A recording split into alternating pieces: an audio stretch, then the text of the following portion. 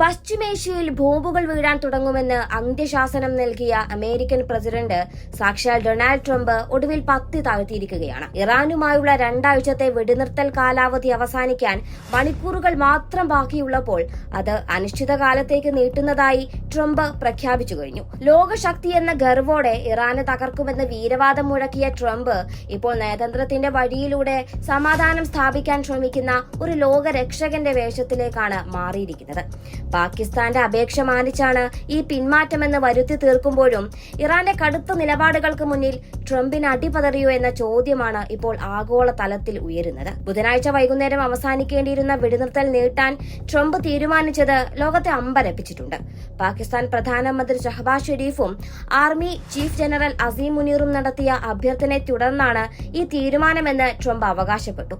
ഇറാന്റെ നേതൃത്വത്തിനുള്ളിലെ ഭിന്നതകൾ പരിഹരിക്കാനും ഏകീകൃതമായ ഒരു നിർദ്ദേശം സമർപ്പിക്കാനും അവർക്ക് കൂടുതൽ സമയം നൽകാനാണ് ഇതെന്നാണ് വൈറ്റ് ഹൌസിന്റെ വാദം. എന്നാൽ തൊട്ടു തലേ ദിവസം വരെ വെടിനിർത്തൽ നീട്ടില്ലെന്നും ആക്രമണം പുനരാരംഭിക്കുമെന്നും ഭീഷണിപ്പെടുത്തിയ ട്രംപിന്റെ പെട്ടെന്നുള്ള ഈ മാറ്റം നയതന്ത്ര പരാജയമായാണ് വിലയിരുത്തപ്പെടുന്നത്.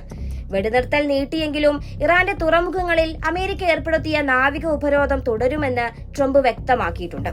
ഹോർമൂസ് കടലിടുക്കിലൂടെയുള്ള എണ്ണക്കടത്ത് തടഞ്ഞുകൊണ്ട് ഇറാനെ സാമ്പത്തികമായി തകർക്കാനാണ് അമേരിക്കയുടെ നീക്കം. എന്നാൽ ട്രംപിന്റെ ഈ ബുള്ളിയിങ് തന്ത്രത്തിന് മുന്നിൽ മുട്ടുമടക്കില്ലെന്ന് ഇറാൻ വിദേശകാര്യമന്ത്രി വ്യക്തമാക്കി കഴിഞ്ഞു.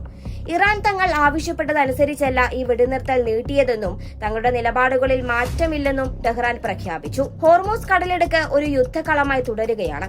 ഇറാനിയൻ തുറമുഖങ്ങൾ ഉപരോധിക്കുന്നത് യുദ്ധപ്രഖ്യാപനമാണെന്നാണ് ഇറാന്റെ പക്ഷം.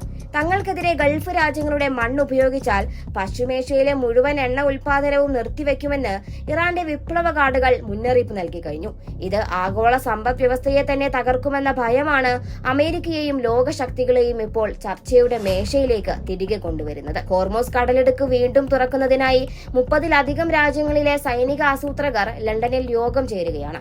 ഇന്ത്യ ഉൾപ്പെടെയുള്ള രാജ്യങ്ങൾ ഇതിൽ പങ്കുചേരാൻ ക്ഷണിക്കപ്പെട്ടിട്ടുമുണ്ട്. നയതന്ത്രം പരാജയപ്പെട്ടാൽ സൈനിക നീക്കങ്ങൾക്കും ലോകശക്തികൾ തയ്യാറെടുക്കുന്നു എന്നതിന്റെ സൂചന കൂടിയാണിത്.